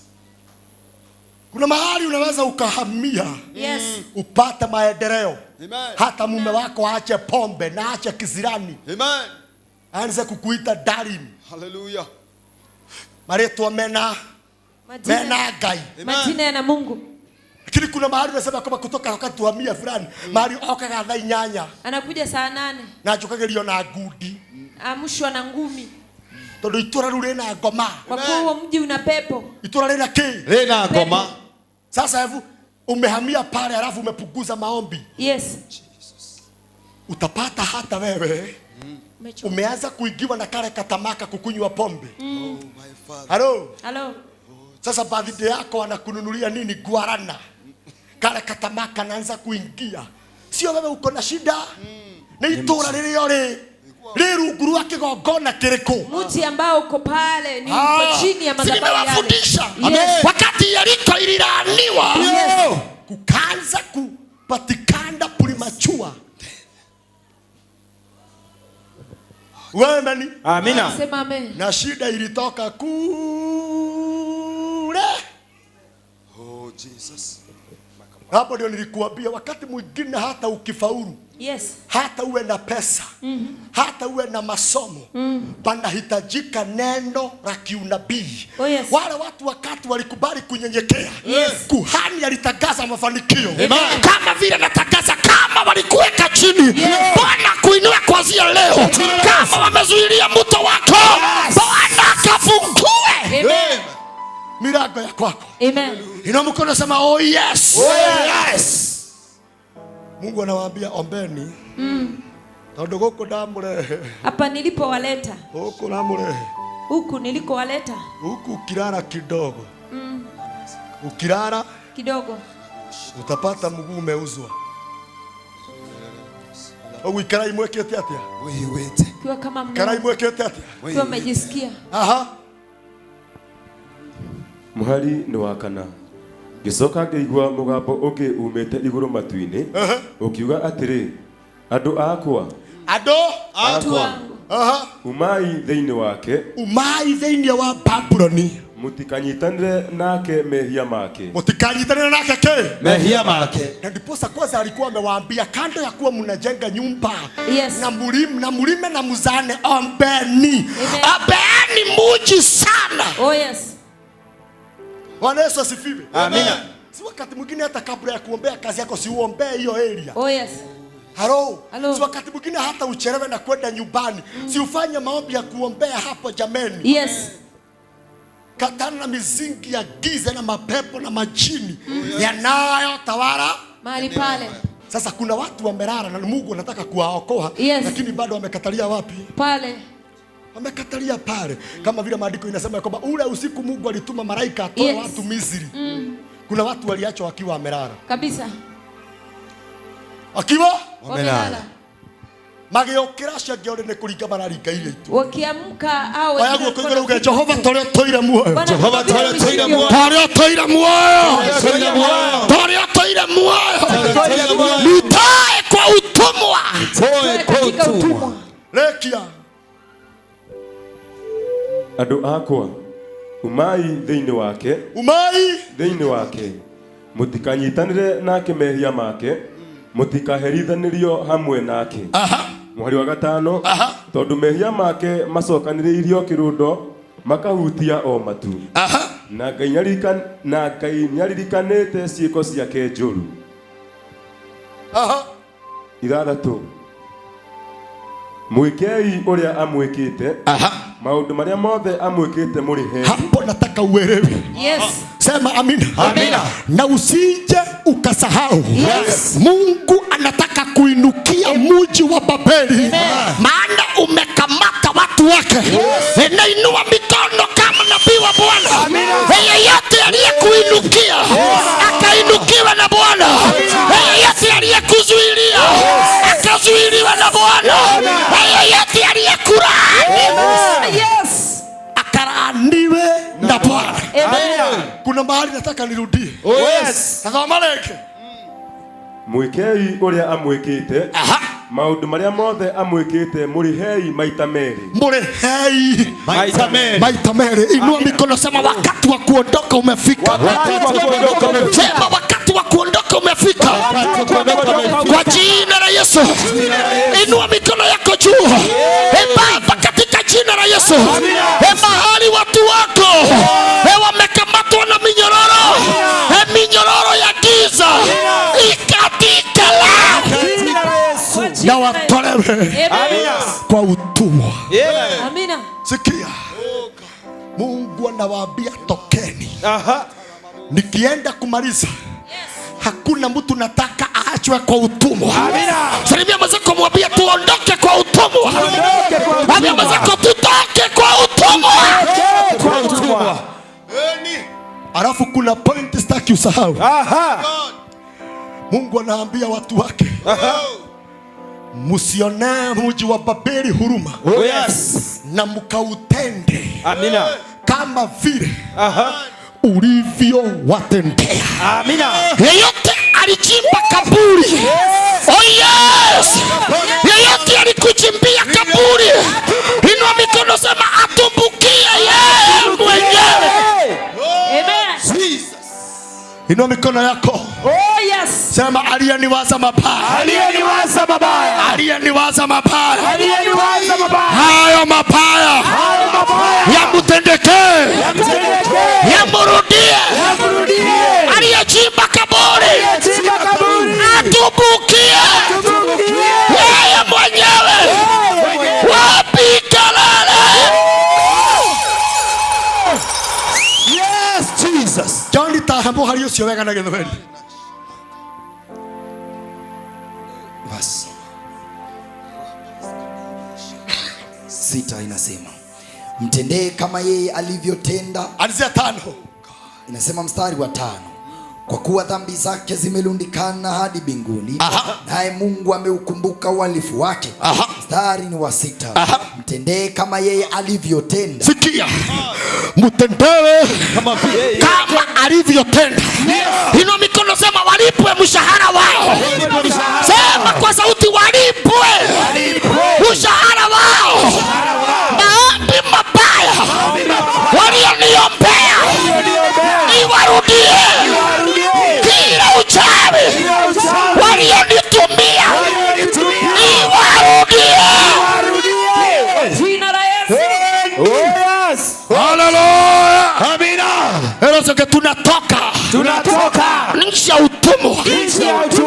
Chokera lege hau. Inasema mstari wa 6, mtendee kama yeye alivyotenda. Salimia watu 5 waambiwa atendewe. Alivyonitendea. Nasema watu 5 waambiwa watendewe. Haleluya. Yes. Watendewe. Jina la Yesu. Kuna kitu sitaki usahau. Na bado nitairudia. Sema amina. Wakati wa kila mtu kulipwa mshahara wao. Wakati wa maadui kulipwa mshahara wao. The time is now. The time is now. Kainalia aliyeweka mitego kwa sababu yako, mambo imegeuka. Imunase yeye mwenyewe. Piga kelele.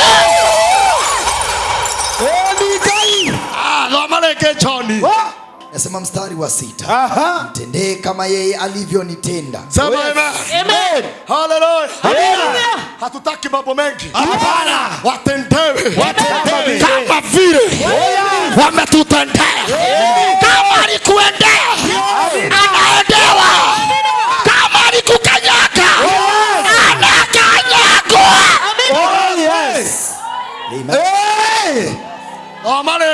Amina. Inasema mstari wa 6, mtendee kama alivyotenda yeye. mlipe mara mbili. Afanya nini? Alipwe mara mbili. Inua mikono sema alipwe mara mbili. Kama alikuombea maombi mabaya mara 5, sasa yanamkamata mara 10. Inua mikono sema back to the center. Back to the center. Ni kai. Tazama ile Gĩgĩkũyũ. Oi kaibito. Salima mzee kumwambia kama ulinitakia mabaya, Kama unitakia mabaya, yanakukuta sasa. yanakukuta sasa. Kama ulinitakia mabaya, Kama unitakia mabaya, yagoje sasa. yasubiri sasa. Kama ulinitakia mazuri, Unitakia mazuri, yagoje. yagote. Yagoje. Yagote. Yagoje. Yagote. Eli. Hata sitaki umuogope. Baba. Nataka umshike mkono. Wapia kama uliniombea mabaya, Kama uliniombea mabaya, mabaya kurudie. kurudie. Kama uliniombea mazuri, haleluya. Hallelujah. Mazuri ya kurudi. Amina. Wakati umefika. Maandui Yes. waliotutakia mambo mabaya, Amina. waliotutakia kuvirisika, Amina. haleluya, walipwe mara 2, walipwe mara 2, haleluya.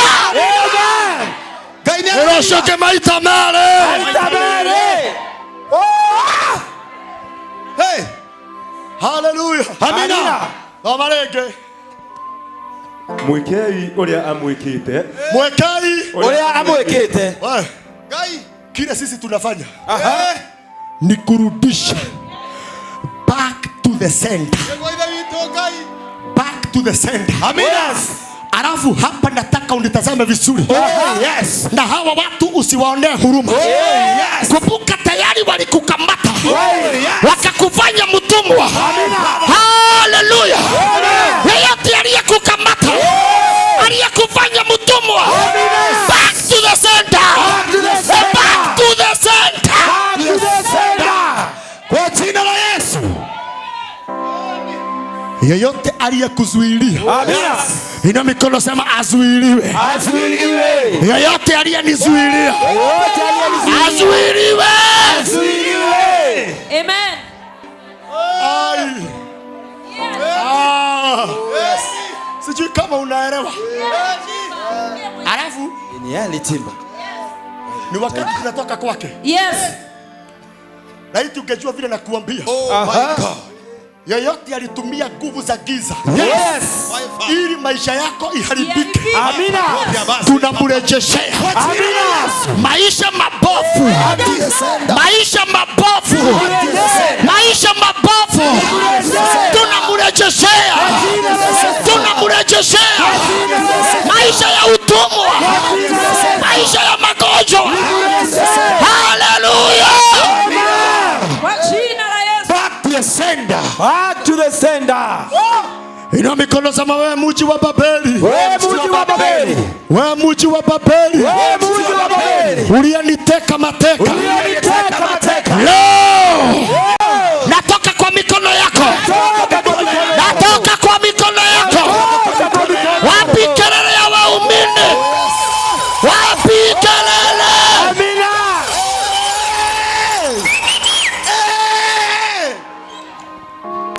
Haleluya. Tazama leke. Mwekei uria amwikite. Mundu ucio tumĩtie ũrĩa thĩna rĩ, Ndiye mtu amesababisha ule shida. nĩ ũkũmwĩka ũrĩa gwĩkĩte. Utamfanya vile alivyokutendea. Mundu ucio tumĩte wone ruo rĩ, Utamfanyisha uone uchungu. warejeshewe Kwa makaika jina la Yesu. yao. Aha. Maundu maria mothe amwikite. Maũndũ marĩa Mothe ĩra amwikite. ũcio ũngĩ, marĩa mothe mananjĩka. Kufanyia. Sema ewe adui yangu, mambo yote mabaya ulionitendea, nikiwa nimelala na nikiwa sijalala, yanakurejea. Magonjwa uliyotuma yanakurejea. Umasikini uliyotuma unakurejea. Kisirani uliyotuma inakurejea. Haleluya. Aha. Maundu maria mothe amwikite murihei maita meri. Aya moko iguru uga ni arihwo. Uga ni arihwo. Aha. Muyureria igikombe giake gia kunywa kiruru maita meri makiria aramuthondekeire. Yoyote alikukunywisha kikombe cha dhiki wakati umefika, haijalishi ni nani, yoyote alikukunywisha. Haleluya. Hey, oi gai, oi baba, aya moko makuiguruga wothe wananyuithia Yote aliyenywesha gikombe kia ruho, kikombe ya uchungu na kia maithori, ya machozi, aroke nywira na nywele maita meri, uria wananderia alifanya arorera maita meri, arorera maita meri. Akeregwa kuandiketwo, ndivyo kumeandikwa. sema amina. Amina. Yoyote basi alikupa sahani ya mabaya na machozi wakati umefika, Amina. warejeshewe na machungu yao, warejeshewe Kwa jina la Yesu. Roma John Githwari tuleki kwa mbele ni ithathatũ mstari wa 6 inasema, mtendee kama alivyotenda, umlipe mara 2 kwa ajili ya yale aliyotenda. Katika kikombe chake mchanganyie mara 2 ya kile alichochanganya. Amina. Mstari ni wa 7, mpatie mateso na huzuni nyingi sawa na utukufu na anasa alizojipatia. kinya hau ugaimeni. Amina. Yale maisha yote umepitia Yes. yenye dhiki na uchungu mwingi, Yes. na sio maisha yako. Amen. Inua mikono, sema tumewarejeshea, Tumewarejeshea. tumewarejeshea, Tumewarejeshea. tumewarejeshea, Tumewarejeshea. tumewarejeshea. Chukueni kikombe chenyu pamoja na sahani yenyu na magonjwa yenyu na mahangaiko yenyu. Haleluya. Sema amen. Amina. Marogetha kiria mahandi, Wavuna walichopanda. aliyekuombea mazuri Yes. abarikiwe na Bwana. Amina. Aliyekuchimbia shimo Yes. anguke mwenyewe na neno litaendelea. Amen. Baba Mungu, katika jina la Yesu Kristo mwana wa Mungu, Amen. tunakushukuru kwa ajili ya mafundisho, kwa ajili ya neno lako. Yes Lord. Kama vile Yehova Mungu umetuelekeza, Amen. tusaidie na utusamehe kule tumepotea, Saidie. utupe nguvu na utuongezee maarifa. Ndio Bwana. Baba wa mbinguni, ili tusiwe kama watu wako wale wanapotea Yes Lord. kwa sababu ya kukosa kujua. Amen. Neno lako Baba wa mbinguni likatuelekeze, likatuongoze. Amen. Kuanzia leo tumejifungua kwa laana za damu, tumejifunguanisha na mizingi ya damu, tumekataa laana ya damu. Jehova, tujalie neema. Jehova, twatamani kufika. Jehova, twatamani kukua na maendeleo kama vile neno lako limetutuma. Baba wa mbinguni, kama vile neno lako limesema, tusaidie na utukomboe na ututoe Babeli, mji wa mashida. Asante kwa wale wamebariki neno lako. Hiyo mbegu ikazae 100% kwa 100 kwa jina la Yesu. Libariki neno lako. Sema amina. Tupigie neno la Bwana makofi mazuri. Amen.